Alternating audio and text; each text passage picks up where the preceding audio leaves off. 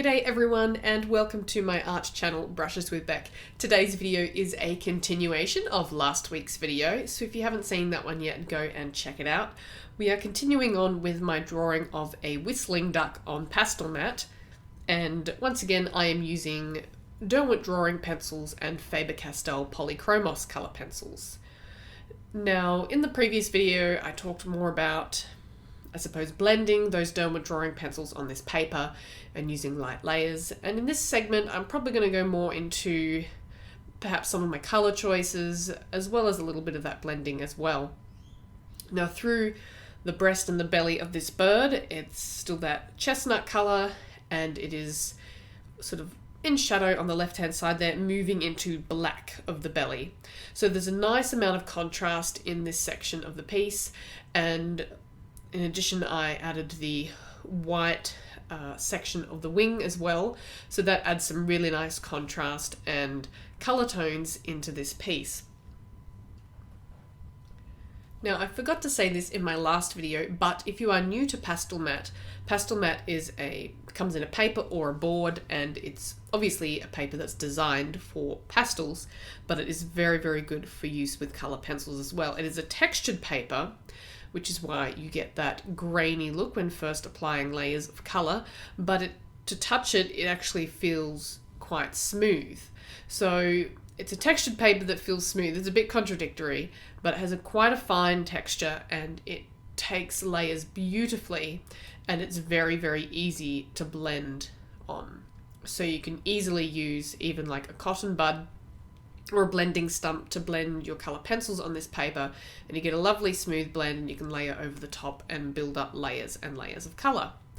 Now here with the Derwent Drawing pencils, because they are a waxed based pencil, they don't blend as easily with a cotton bud or similar, but by using light layers with those pencils, with those wax based pencils, and slowly building up that colour, you can use the pencils themselves to blend that colour together quite easily. And the same is with the Faber-Castell Polychromos, which are an oil-based pencil. You can use those colours, the colours themselves, to blend out that pigment.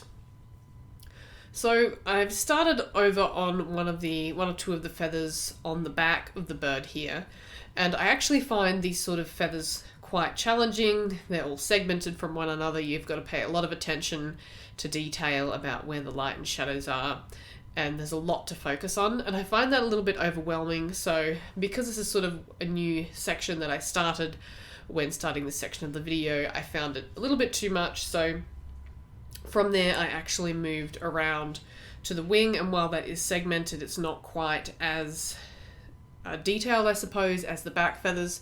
So I actually moved on from the back feathers to do the wing, and I thought, plus the positioning means I can work more from left to right, but doing the wing first before the back.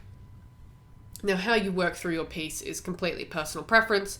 I try and go in an order that prevents me from smudging my work, working from left to right where possible, not always top to bottom. Sometimes I might work bottom to top, but usually left to right as much as possible, just to avoid that laying my hand onto my piece. Now here you can see me going into those white areas of the wing, but so far I haven't used any white at all. I'm using warm greys, I'm using a sky blue, I think like a caput mortem, something like that, and the peachy colour from the Derwent Drawing pencil range. So the light sienna colour. So there's actually a lot of colour in these white feathers on the wings, and that's something that's very, very important to pay attention to when you are drawing white or black areas of an animal, or even just any other colour like the brown feathers or the shadow on the front of the bird, that there is more than just a dark version of whatever colour the animal is. So it's more than just dark grey in the shadows of that wing. You've got the blues and the purple tones and the reddish tones, and all of that together makes a more realistic appearance by adding in those varied colours. So I've only added white in on the very brightest of areas on the wing, along that sort of bottom trailing edge and along the rims of some of the individual feathers. But white overall isn't a colour that I've used a lot in this wing.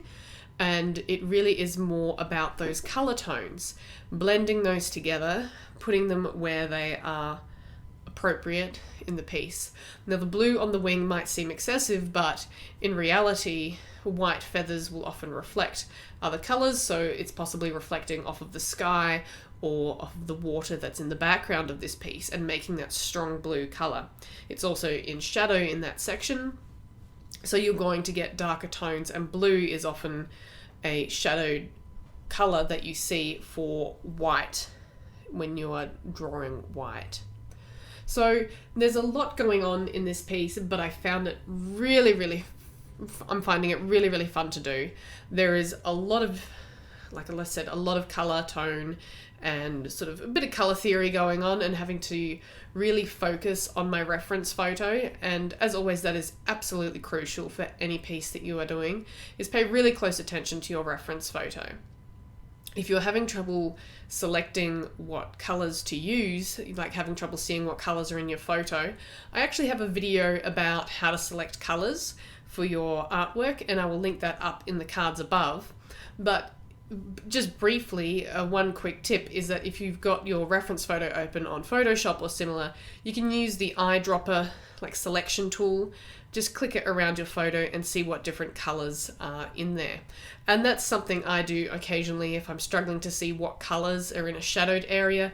I might just click that eyedropper tool around a few times and see what color tones are there. And I use that to help me choose colors. So there is quite a lot of varied color tone in this wing, from that light sienna to the browns and the blues there, and all of that together makes for a really three-dimensional, really rich, realistic looking wing. And that's only added to when you add in the contrast from the dark areas on the belly of this bird, which we'll do in just a moment. So as I'm working on this piece, I work back and forth between colors a lot of the time, and that is in order to blend them more smoothly on the Pastelmat. I don't just go in strongly with one color, then add the next color, then the next color, and I'm done with it. Usually I map in either the lightest areas or the darkest areas first, so I don't lose my place, and then I work in some color around that and build up those areas, and then I often work back through my colors a little bit to blend them together and to refine some of those areas once again. So it's not a matter of applying each color in a particular order and sticking with that. It's about working back and forth between those colors in light layers to get the desired effect. So there is not one method for how to draw each of these individual feathers, because they're all a little bit different and the process did vary between the different feathers. So I'm just adding some, you might have seen I just added some little blue highlights in feathers there that weren't very close to the other blue feathers, but that is more to bring that blue more throughout the piece and to not have those blue feathers near the shoulder quite so isolated.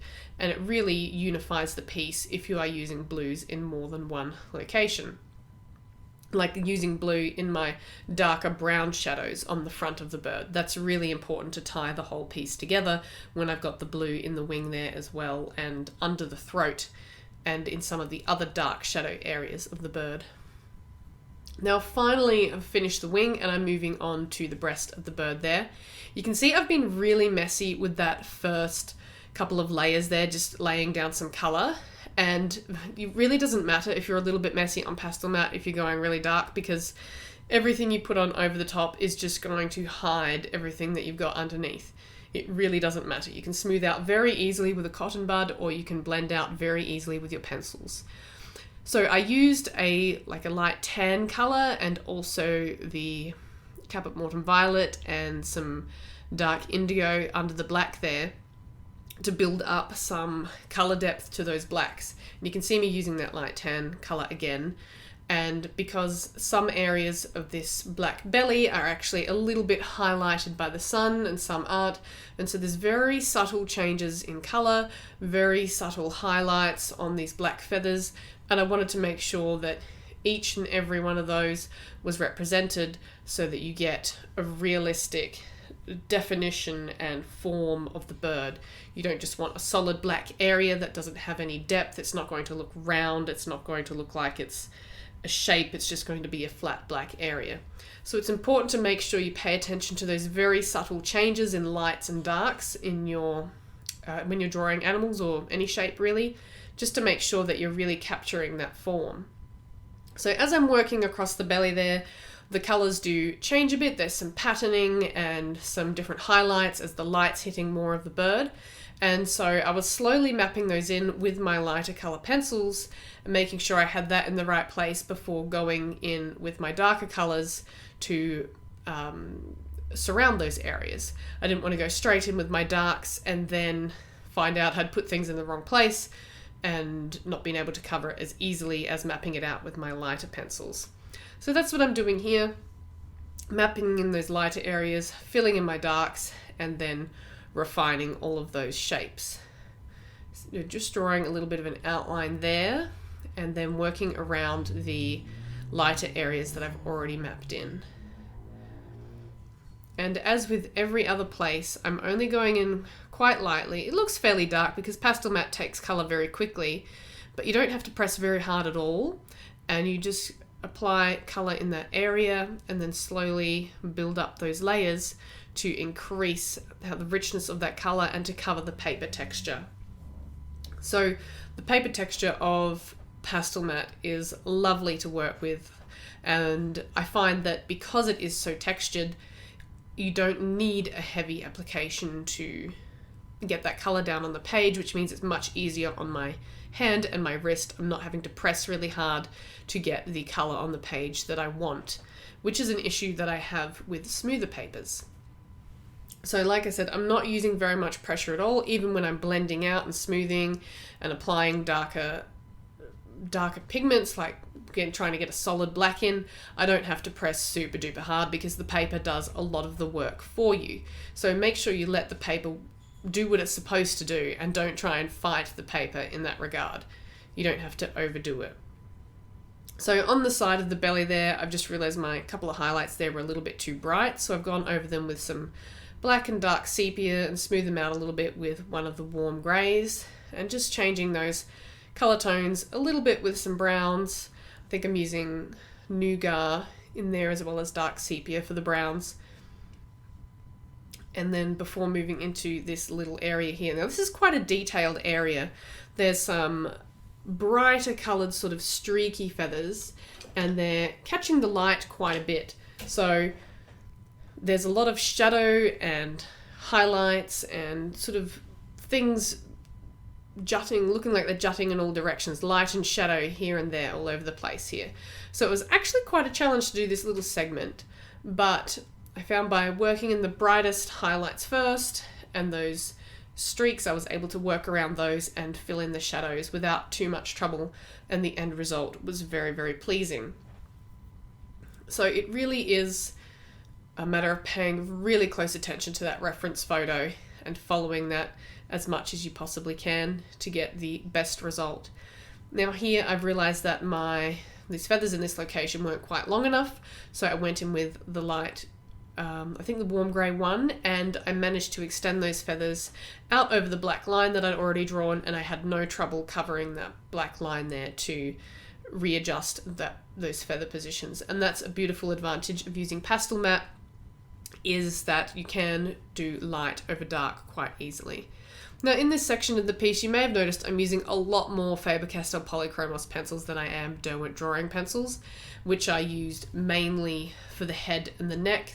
I used a lot of Derwent Drawing pencils in that area of the bird, much more so than the Polychromos, but here I'm using the Polychromos more, and that's partly just, it's sort of what I picked up at the time, and also the Polychromos has that beautiful dark sepia brown, which I don't really have in the Derwent Drawing, so the colour selection has more influenced me in what I'm using in a particular area.